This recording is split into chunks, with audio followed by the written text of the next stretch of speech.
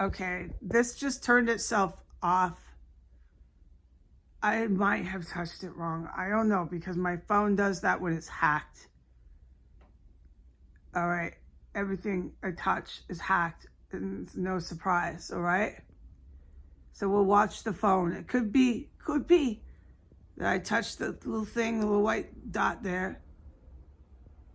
All right, or something, or no, it's probably that it's hacked, because California, it was just fucking out of control. All right, what was I fucking saying? Unbelievable, man. Okay, so they have elaborate elevator systems, and some, yes, they built for the overthrow in these buildings. The elevators don't just go up and down, they go all through the building sideways. I can't remember the word for that. There's perpendicular and horizontal. They go both ways. Is this noise around here picking up on film? It's just another day in DC. The people here are mad. In the United States, they're mad. But I'm telling you, they're going to go to the psych ward because they're not going to function. And it's already happening here with the level of sirens and street noise. Their brains don't... Look, I know you don't understand this. You don't understand basic medicine. But your human organs have to function. You can't just do any kind of drug or have any kind of noise around you and everything's still going to work because you want it to, because you think it will. Or COVID is another example. I don't need a mask. I don't need a social distance. I won't get COVID because I don't think I will. So you get COVID. It's just, I'm done. They're fucking mad here. All right. And the noise you guys are making is making yourselves actually go crazy. You're going to end up doing time in, yes, the mental health center, which they already have. Look at the stats. It's the ones on drugs on the streets, but the ones on drugs are next here that aren't on the streets because it's just too much fucking noise exposure. All right, so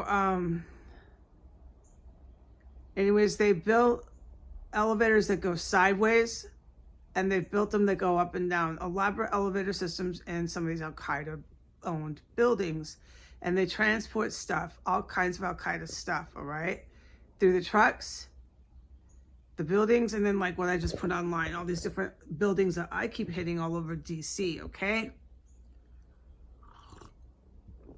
And then it goes, some of the drugs, okay, the drug part goes to this. This is where I want to wrap it up. This lady here, this woman, this white nationalist woman I keep talking about because she is one, and we all know that, it's been verified. I asked for my guidance, and yes, the special ops and the SSRs, they all know this, all right? But I'm aware of it now too, so I appreciate that, because they would tell me these things if they were allowed to speak to me. And by the way, holding me hostage is really running out of time, okay? You're running out of time. You're not going to be able to hold me hostage forever here. But apparently they know all about her. She knows about this. She doesn't know about the elevators or the buildings in New York, but she knows about the Al-Qaeda, and she knows about all this. Apparently she's 56 years old, which makes sense about that age she is, yeah. And she knows all about the hookers and the meth and how they get it here. So this is what she knows, okay? And this should be so significant to how, again, stupid they are. Because Al-Qaeda, Russia, everybody let this bitch go all over town, and to this day, she still is. She has food in the fridge that is rotting, and she's selling drugs. There's drugs in this house right now. It's just the stupidity is one for the record fucking books, dude. So she knows all about, like, she can ID, she knows the doormans, she knows them. She knows key figures. She can tell you all about them, all right?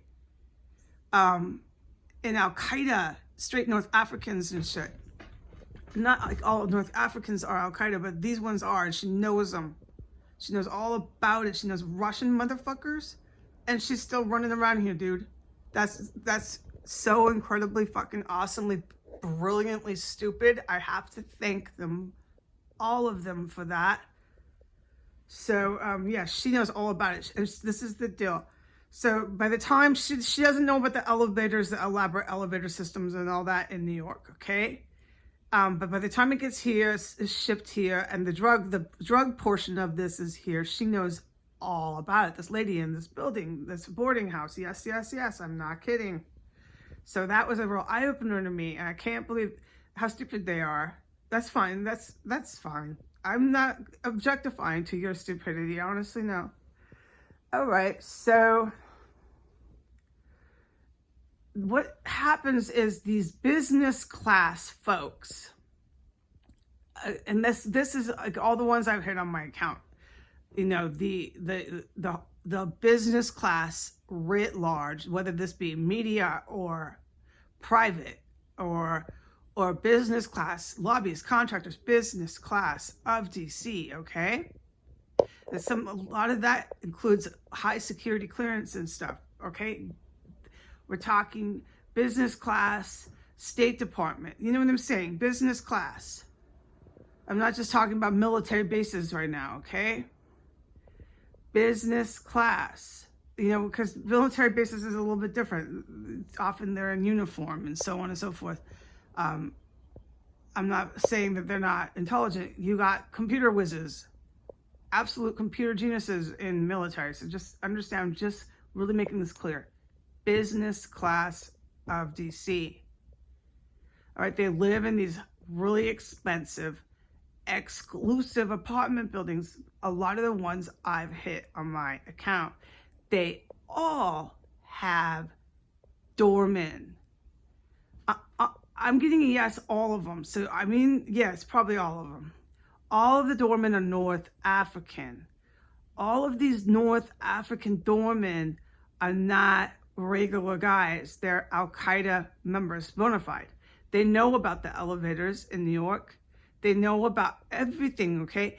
And by the time these business class people put their order in for their drugs, there's this white guy, this disgruntled, older, kind of olive-skinned white guy. He's involved in this order, but it's not exactly how they all call him, but he's involved with putting in the order. He tells the door guy, here they come, they're coming to the lobby with their escorts while they're switching over their laundry, their packages, whatever the lobby boy does. Hand them this $40, this whatever amount that he ordered of crack. Here comes sirens, I gotta plug my ears. Crack or crystal meth. In the unconscious state, oh, look, I can't scream over this. We're all gonna have to listen to the siren.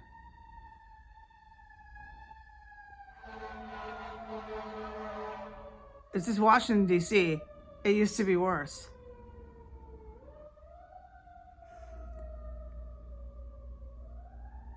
Oh my God, it used to be literally like my stream music.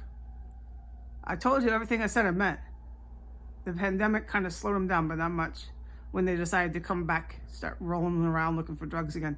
There was a point where they were scared for about a week and they were really quiet here.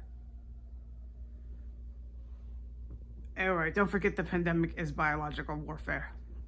It's an engineered virus. Okay, so, all right. By the time they get these business class folks, they go up to like whatever his name is, right? Let's just call him Joe. He's North African Al-Qaeda guy dressed in a bellboy outfit. He's down there. He goes, hi, Mike. Hands Mike his dry cleaning, okay? This is exactly what they do. The Joe Al-Qaeda guy gets the order. This shit screams forever. I'm trying to ignore it, the siren. Joe Al-Qaeda guy gets the order that they want this and this amount of crystal meth. It's all I assume already there. I don't think he's weighing it out back there. I don't think so. But what he does is he hands it to them with the dry cleaning, with whatever stuff the bell guy downstairs hands Mike, right? So it's not obvious. But this is the thing. They're using spice jars. What he handed Mike, the guy who ordered, I'm just giving him a name. the meth, they order meth and crack, okay? It's meth and crack. This is what they're ordering. When he handed him the meth, it came in this shit's still screaming, let me keep my ear plugged. When he handed Mike the meth, it came in a pepper grinder that you buy at the grocery store, okay? I've never tried to really get one of those lids off a pepper grinder that you buy at the grocery store, but I don't think it's very easy. But they're putting the meth in there. And do you grind it on your way out? Do you grind the meth? I don't fucking know. But they're putting the meth in spice jars. That's very clear to me, okay? That's supposed to be very clear and put over here. They're putting the meth here in the lobbies. They're handing to the business classes, all coming to spice jars. And this is the thing. You're going to often see, like, regular, like, this is the norm here. This is an everyday thing, every day. Common thing. This is the world. This is how everybody's worldview is. These might be terms that people are so mad they either don't know what I'm saying, they forgot they learned in college, or they just don't know because they're just so mad. They can't understand the spoken English language anymore here. Worldview. Worldview, dude. All right? This is your common world view. This is the Washington, D.C. common world view, is to see on the time in the regular escorts. They're escorts. It's something that I told Archangel, look, I'm not doing the escorts day number 2 back to back. I don't have to, but this is just part of it, and I do have to talk about it. Escorts are not like corner. They might be on the corner. I don't know, part of their weekly schedule, but they also do escort. And this is what, I don't know what I'm talking about, but I don't. But it's clear to tell people that it's escort. Okay, I don't know what I'm fucking talking about. Escort versus, I don't know. I'm not going to get sidetracked on this. It's just escort, okay? And they dress the escort. It's not just any word, it's escort word. They dress the escort in suits, business clothes, while she's going into Mike's house. So while they're going through the lobby, and it'll be often with the group, she's meeting a couple guys. This is exactly her job, but right, okay? The escort. While she's in the lobby with maybe Mike and a couple of his friends and maybe another escort, the escorts are dressed like business class. They wear suits. Now, you'll notice some of the escorts are in clothing that doesn't properly fit them, because wherever they're getting their escort professional clothes from, business class clothes, they give it to whoever is going on the call type of thing, I would imagine, because some of the clothes don't properly fit these girls. It's not their own clothes. You hear me? I don't know how any of this works, but I'm just trying to help here. So this lady here in this boarding house knows all about this. She knows about the North African bell guys that hook you up with all of the drugs, crack and meth. She knows all about the escorts. She knows all about the business class folks of Washington, D.C. And another thing, these business class folks and this lady in the boarding house, all of them expected me to get into being an escort too, because of the poverty I've endured. But this is the thing, this is their world view here, and this must be getting over. Whoever is not a sicko must hear this. The nation's capital is so far gone, their world view now, and I don't want to get it in, you need to go look up the definitions yourself. Their world view now, commonplace, is women who are pretty turn tricks. If they're faced with anything like I have, just turn tricks. And I said this morning, I mean, my archangels know, they've been with me all my life. I've been faced with poverty. I never started just doing blowjobs and screwing guys and stuff, dude. No, man, that's not actually how it works in the world. But according to Washington, D.C., that is their worldview. And you've become a hooker, man. So that should give you an idea of how many motherfucking hookers there are here. College hookers, every kind of fucking hooker here. You got a really fucked up fucking little society going on here, okay? I don't know. I am not going to try to match it and equate it to other countries. It's just, I'm not going to get into the hookers, all right? I'm not doing another day of fucking back-to-back hookers. But it's very important. And that, to me, pisses me off. That they thought that I would fucking, obviously, no one knew me.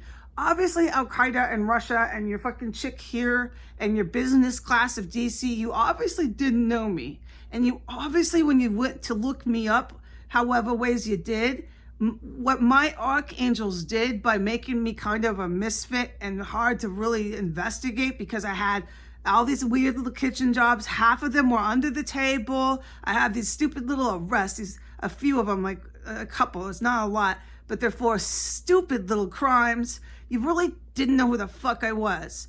I didn't appreciate that because I had to sit by myself. I don't have any prior marriage licenses. It's just the addresses match up to where I said I've been. I said I've been to New York. I've said I've been to Philly because my driver's licenses and stuff. But you really didn't know who the fuck or what the fuck this was. Right, you didn't. So you just started to fill in because you're so sick. You're so fucking sick. You started to fill in the gaps for yourself. And you figured I would be just like all the other women in your worldview. And I would just start fucking sucking in everybody's cock. Dude, this says so much about Americans. No, in fact, when I grew up in the 90s, no, hookers were not commonplace. It wasn't just, hey, I'm gonna go and fuck a whole bunch of guys. I should get about $1,000 to be gang raped.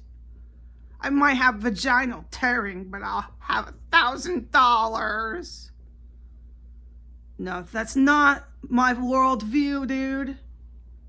You are sick motherfuckers here. I'm not backing down from that, and I'm not going into hookers day number 2. No, sir. But this lady here has that commonplace worldview. DC business class writ large has that commonplace worldview. You got some twisted motherfuckers here. And they know all about the North African fucking gangbang, fucking the Al-Qaeda member fucking drug dealers in their little lobbies. They know all about the escorts that have the funny clothes that don't fit them. They know all about it. What they don't know about, what I put on the internet, is the elaborate elevator system in New York and in DC, that they all work. These Al-Qaeda guys work in elevators, semi-trucks, shipping stuff in, and that's it. It's also out of the scenes, right?